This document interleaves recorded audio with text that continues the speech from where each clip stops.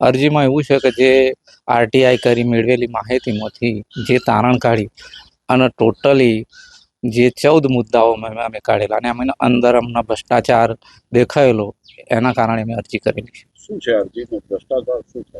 ભ્રષ્ટાચાર એવી વસ્તુ છે કે ડબલ બિલો ઉધારેલો છે અને એક રોડ એવો છે કે બોરડીથી સોમનાથપુરાનો જે રસ્તો છે તે ઓનલી એક કુટુંબ માટે જ બનાવેલો છે અને તે પૂર્વ પ્રમુખ રાધીભાઈ, ડાકોરના નગરપાલિકાના પૂર્વ પ્રમુખ રાધીભાઈ અને તેમના કુટુંબીજનોનો જ છે અને એક 300 વીઘાના નંબરમાં જવા માટે આ રસ્તો બનાવેલો છે.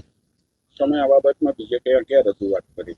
આ અરજી અમે વડાપ્રધાન, મુખ્યમંત્રી, હાઈકોર્ટ, પછી એસીબી, જિલ્લા વિકાસ અધિકારી, કલેક્ટર અને તાલુકા વિકાસ અધિકારીને અમે રજૂઆત કરેલી છે.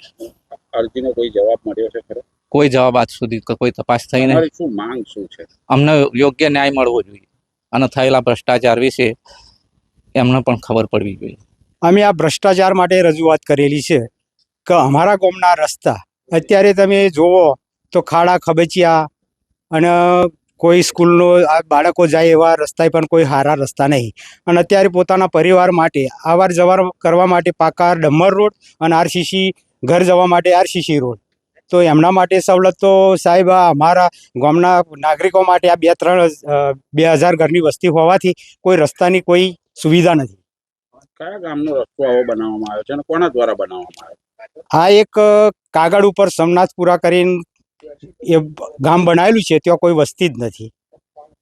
કોના દ્વારા કૌભાંડ કરવામાં આવ્યો? આ માજી પ્રમુખ રાધીભાઈ તરફથી અને દિનેશભાઈ કોન્ટ્રાક્ટર.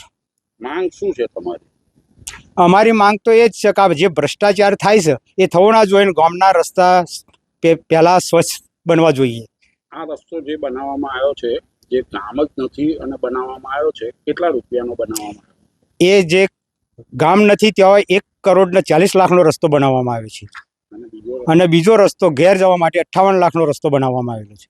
જો આ 2 કરોડ રૂપિયા ગામની અંદર વાપર્યા હોત તો તમામ રસ્તાઓ કમ્પ્લીટ થઈ જાય. અમારા ગામની સમસ્યા એ રસ્તાઓ માટેની છે, જેની અંદર એક જ વ્યક્તિને એક કુટુંબ માટે આખા રસ્તા 1,40,00,000ના રસ્તા બનાવેલા છે અને ઘરે જવા માટે 58 લાખનો રસ્તો બનાવેલો આરસીસી. કોના દ્વારા બનાવવામાં આવી છે ને શું કેવી રીતે આ કૌભાંડ આચર્યું છે? એ નગરપાલિકા પ્રમુખ ડાકોર અને દિનેશભાઈ પટેલ કોન્ટ્રાક્ટર તેમના દ્વારા બધું થયેલું છે. કયા ગામનો રસ્તો બનાવ્યો છે અને ગામ શું છે હકીકત? એ ગામનું નામ સોમનાથપુરા પાડ્યું છે અને સોમનાથપુરા ગામ છે જ નહીં, ખાલી 2 જ ઘર છે. એટલે એ રસ્તાનો ઉપયોગ કોણ કરે છે, શેના માટે કરે છે? એ અમને ખેતી કરવા માટે, અવર જવર માટે ઉપયોગ થાય છે.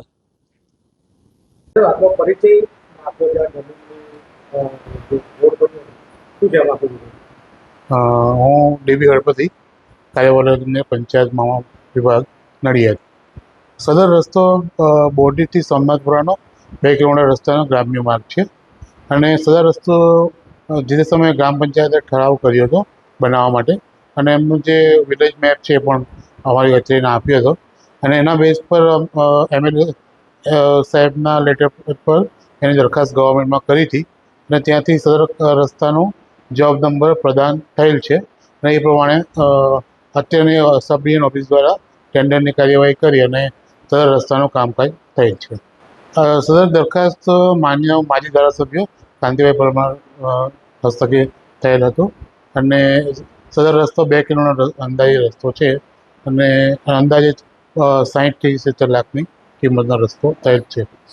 સદર રસ્તાનું સર્વે તો કર્યો હતો અને જે ગ્રામ પંચાયતે વિલેજ મેપ આપ્યો એના બેઝ પર સર્વે કરી અને એના ઠરાવના બેઝ પર અમે સરકારશ્રીને દરખાસ્ત કરી હતી. રોડ રોડ પંચાયત હસ્તક બન્યો કહેવાય અને એનો જોબ નંબર સરકારશ્રીમાં આવેલો છે.